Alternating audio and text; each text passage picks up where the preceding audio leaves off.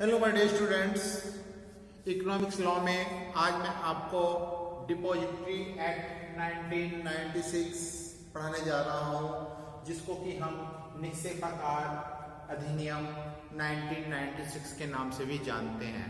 Dear students, कभी कभी प्रतिभूतियों के आदान प्रदान में कुछ समस्याएं हमारे सामने आती हैं, जैसे कि डुप्लीकेट सर्टिफिकेट्स, प्रतिभूतियों के जो प्रमाण पत्र होते हैं, सर्टिफिकेट्स होते हैं, उनके कटने फटने का डर और उनके चोरी हो जाने का डर। कभी कभी बैड डिलीवरी भी हो जाती है। तो उस कंडीशन में ये जो समस्याएं हैं, इन समस्याओं के निदान के लिए भारत में डिपॉजिटरी एक्ट 1996 बनाया गया। डियर स्टूडेंट,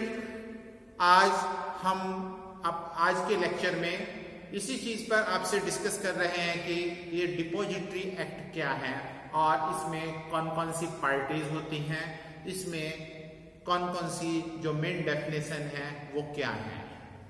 सबसे पहले हम लेते हैं इसकी मीनिंग। डिपॉजिटरी एक्ट जो भौतिक प्रतिभूतियां होती हैं, भौतिक प्रतिभूतियों के आदान प्रदान में अनेक कठिनाई, जैसे कि खराब डिलीवरी, नकली प्रमाण पत्र, रास्ते में प्रतिभूतियों का खो जाना, प्रमाण पत्रों का कटना फटना या प्रमाण पत्रों का चोरी हो जाना या प्रमाण पत्रों के ट्रांसफर होने में देरी होना, इस तरीके की समस्याएं प्रतिभूतियों के आदान प्रदान में आती हैं। इन समस्याओं के निदान के लिए निक्षेपागार अधिनियम 20 सितंबर 1996 से संपूर्ण भारतवर्ष में लागू किया गया। भारत में निक्षेपागार अधिनियम प्रतिभूतियों में जो डिपॉजिटरीज होती हैं उनके नियंत्रण हेतु व्यवस्था करता है। डिपॉजिटरी एक ऐसा संगठन है जो कि प्रतिभूतियों को निवेशकों की तरफ से इलेक्ट्रॉनिक बुक एंट्री के रूप में धारण करता है। ठीक उसी प्रकार जैसे कि बैंक हमारे धन को रखता है, एक डिपॉजिटरी प्रतिभूति को डिमेटेरियलाइज्ड प्रारूप में धारण करता है। वह प्रतिभूतियों का स्वामित्व रिकॉर्ड बनाता है तथा बुक एंट्री के माध्यम से स्वामित्व का हस्तांतरण संभव करता है। डिपॉजिटरी का नाम निर्गमनकर्ता के रिकॉर्ड में प्रतिभूतियों के पंजीकृत स्वामी के रूप में दिखाया जाता है। डियर स्टूडेंट, अब मैं आपको बताने जा रहा हूं कि जो डीमैट बिजनेस है, जो निरूपीकरण है, उसमें कितनी पार्टीज होती हैं। निरूपीकरण में जो पार्टियां हैं उनको हमने 3 भागों में वर्गीकृत किया है। फर्स्ट, डिपॉजिटरी पार्टिसिपेंट, जिसको शॉर्ट में हम डिपेज के नाम से जानते हैं।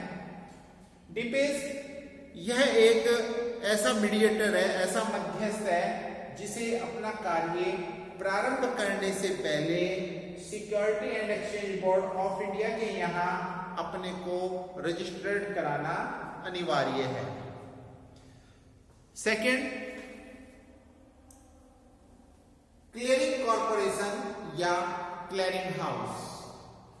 क्लियरिंग हाउस एक ऐसी संस्था है जो कि स्टॉक एक्सचेंज में किए गए व्यवहारों को सेटल करने में क्लियरिंग का कार्य करता है। यह NSDL में रजिस्टर्ड होती है। Third, issuer company and registrar and transfer agent, इसको हम शॉर्ट में RNT के नाम से भी जानते हैं।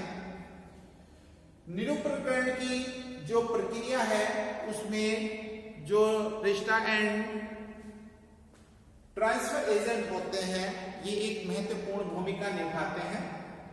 अब हम बात करते हैं जो डिपॉजिटरी एक्ट 1996 है, इसमें क्या क्या मुख्य परिभाषाएं दी गई हैं। फर्स्ट, लाभ ग्रहीता स्वामी। लाभ ग्रहीता अर्थात एक ऐसा व्यक्ति जिसका नाम एक डिपॉजिटरी के पास इस रूप में उल्लिखित है। डियर स्टूडेंट्स, ये सब जितनी भी परिभाषाएं हैं ये डिपॉजिटरी एक्ट 1996 में सेक्शन 2 में दी गई है और सेक्शन 2 की जो सब सेक्शन है 2A के अकॉर्डिंग लाभ ग्रहीता स्वामी को परिभाषित किया गया है। सेकंड, अंतर्नियम अर्थात धारा 26 के अंतर्गत डिपॉजिटरी द्वारा बनाए गए अंतर्नियम सेक्शन 2B के अकॉर्डिंग।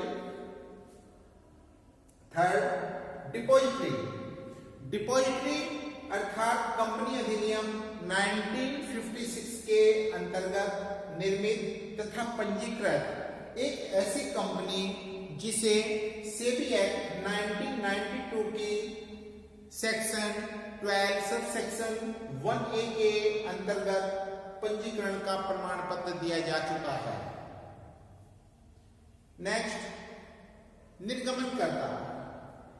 निर्गमनकर्ता अर्थात प्रतिभूतियों का निर्गमन कर रहा कोई व्यक्ति सेक्शन 2F के अकॉर्डिंग।